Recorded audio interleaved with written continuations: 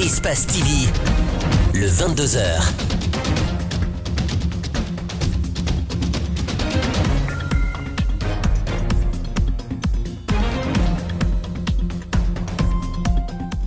Bonsoir à tous et bienvenue dans cette grande édition d'information dont voici les titres.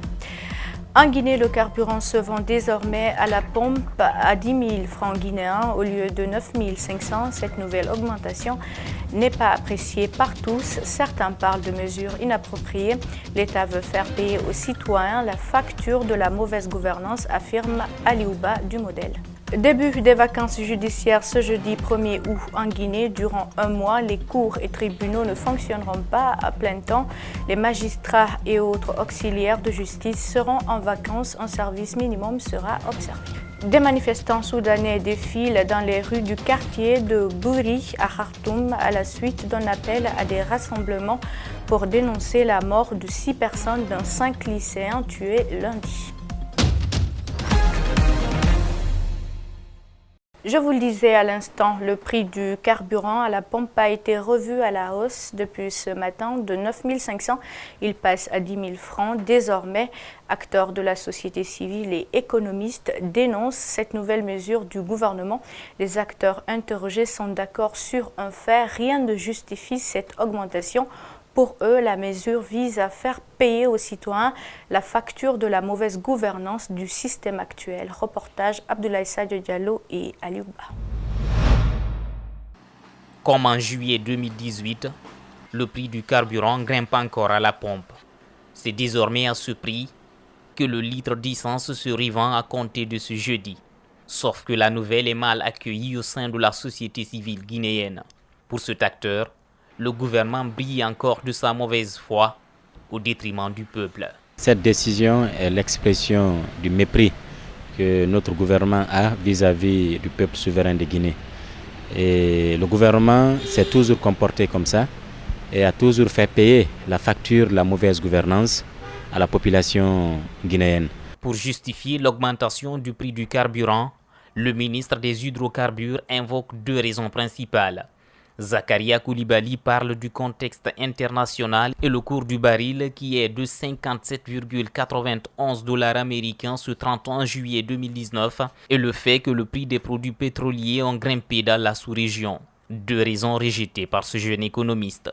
Ce sont des explications du ministre qui frôlent le ridicule. Parce qu'en économie, on ne fait pas le raisonnement en termes de comparaison absolue de prix. On fait le raisonnement en termes de pouvoir d'achat. Il n'y a pas de lien entre le prix à la bourse, et c'est une fixation qui tient compte de plusieurs paramètres, et le prix à la pompe. Et les variations que nous obtenons ne sont pas si grandes pour qu'on parle d'augmentation. Le prix est aux alentours de 57-58 $. Le prix du carburant n'a connu qu'une hausse de 500 francs guinéens, mais les conséquences sont à craindre, poursuit Aliouba. L'augmentation du prix du carburant va impacter l'ensemble des prix, puisque toutes les activités de l'économie sont liées d'une façon ou d'une autre au transport, d'une part. Ça leur permet d'augmenter le niveau des recettes. Sur le court terme, le gouvernement peut estimer qu'il est satisfait, mais sur le moyen et sur le long terme, c'est contre-productif parce que ça fait disparaître la matière imposable. Face à cette situation, la société civile compte se faire entendre, même si les citoyens gardent encore en mémoire le combat perdu par les forces sociales qui menaient la même lutte il y a juste une année. Cette nouvelle augmentation du prix du litre de 9 500 à 10 000 francs guinéens intervient à un moment où le prix du baril est également monté à l'international. Des usagers réagissent à cette augmentation qu'ils jugent inopportune. C'est un micro-trottoir réalisé par Malik Sangiana Kamara et Alseni Kamara. Ce jeudi, la circulation est restée dense à Conakry malgré l'augmentation du prix du carburant à la pompe. Le litre d'essence est passé de 9 500 à 10 000 francs guinéens, comme indiqué dans un arrêté du ministre des Hydrocarbures. Selon certains, cette augmentation a eu directement un impact sur le prix du transport. Ce jeune, qui s'apprête à aller fêter chez lui à Cancan, dit être surpris de la nouvelle. Je m'apprête pour aller faire la fête chez moi à Cancan. Maintenant, quand je suis parti, pour moi c'était 110 000 pour les bus. Mais maintenant là que je suis parti, on me dit 150 000 francs. Donc ça veut dire que L'État ne tient pas compte de la flexibilité du prix du baril, s'insurgent ses citoyens. Pour lui, le panier de la ménagère prendra forcément un coup. Je suis un peu dessus, découragé aussi, ça n'encourage pas aussi quoi. Parce qu'avec l'inflation, ça va être le panier de la ménagère, ça va encore, on sait que ça va augmenter, on va encore continuer à souffrir. Par ailleurs, d'autres pensent qu'avec cette légère augmentation du prix du carburant, l'impact ne devrait pas se faire sentir. Nous avons duré dans ça les balances entre les 500 et les 1000 francs. Donc je crois que ça ne va rien, il n'y aura pas d'impact à ce niveau. Le ministre des Hydrocarbures explique cette augmentation du prix du carburant par le fait que l'Iran, le Venezuela et la Libye, tous grands producteurs mondiaux du pétrole, soient confrontés à des crises sociopolitiques. Autre argument du ministre Koulibaly, c'est la variation du dollar, qui est la monnaie d'achat du pétrole. L'actualité, c'est aussi la visite du président indien qui est arrivé ce soir à Conakry à sa descente d'avion à 17h50. Il a été accueilli par son homologue guinéen, le professeur Alpha Condé. Après un entretien bref, les deux hommes d'État se sont dirigés équipés à l'hôtel Sheraton. Le président indien est en Guinée pour une visite de travail et d'amitié qui va durer 48 heures. Le ministre des Affaires étrangères revient sur le programme de la visite au micro d'Aboubacar Dine Camara. Il faut rappeler ici que c'est une nouvelle politique du gouvernement indien de s'intéresser davantage aux pays d'Afrique de l'Ouest. Et parce que dans le passé, ils étaient concentrés, leurs activités, leurs investissements étaient concentrés vers l'Afrique de l'Est. Alors donc c'est un nouveau regard qu'ils jettent sur l'Afrique de l'Ouest et la Guinée a l'honneur et le privilège de faire partie des 3 premiers pays qui sont visités. Donc c'est un honneur pour nous et nous pensons qu'il y a des chances de développer des relations très approfondies d'amitié et de coopération.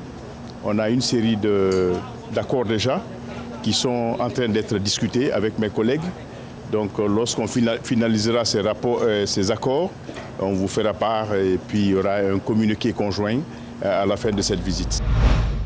Du 1er août au 1er septembre 2019, les cours et tribunaux seront en pause. C'est la période des vacances judiciaires. Le président de la Cour suprême a signé une ordonnance récemment pour informer les magistrats, les avocats et les auxiliaires de justice. Un service minimum sera tout de même observé durant cette période de repos. Ce jeudi, l'une de nos équipes a rencontré quelques magistrats et avocats. Ali Badra Camara, Ibrahima Sori Camara. Vu la loi organique numéro 054/CNT/2013 du 17 mai 2013 portant statut de la magistrature en son article 44, une ordonnance du premier président de la Cour suprême fixe chaque année la période des vacances judiciaires et la date de la rentrée des cours et tribunaux. Pour cette année, la vacance judiciaire a débuté ce jeudi 1er août. Bien, comme vous devez le savoir, à l'image des autres fonctionnaires qui ont aussi des congés après avoir travaillé pendant une année, le statut de la magistrature aussi permet qu'il y ait des vacances judiciaires.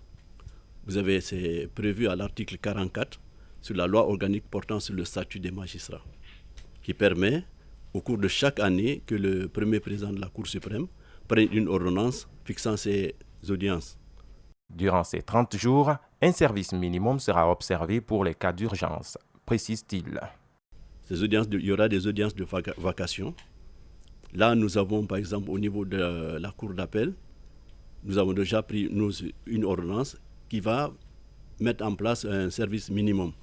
Parce que c'est extrêmement important qu'il y ait un service minimum au niveau des juridictions, compte tenu du fait que, par exemple, en matière civile, il y a le référé. Il y a le référé, c'est-à-dire que des affaires urgentes, qu'il faut nécessairement qu'il y ait le premier président ici ou bien son remplaçant. C'est la même chose au niveau des tribunaux de première instance. Aussi, vous savez, il peut y avoir des périodes où il y a des troubles. Il faut donc trouver un minimum de personnel pour des cas de flagrant délit, lorsque ces problèmes se posent, qu'on ait en place des magistrats, des greffiers pour tenir des audiences.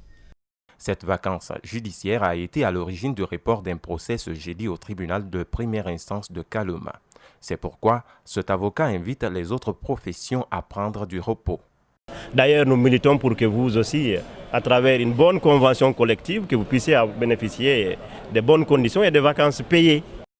La rentrée des cours et tribunaux est marquée par une cérémonie solennelle dont la date et les modalités d'organisation sont fixées par ordonnance du président de la Cour suprême.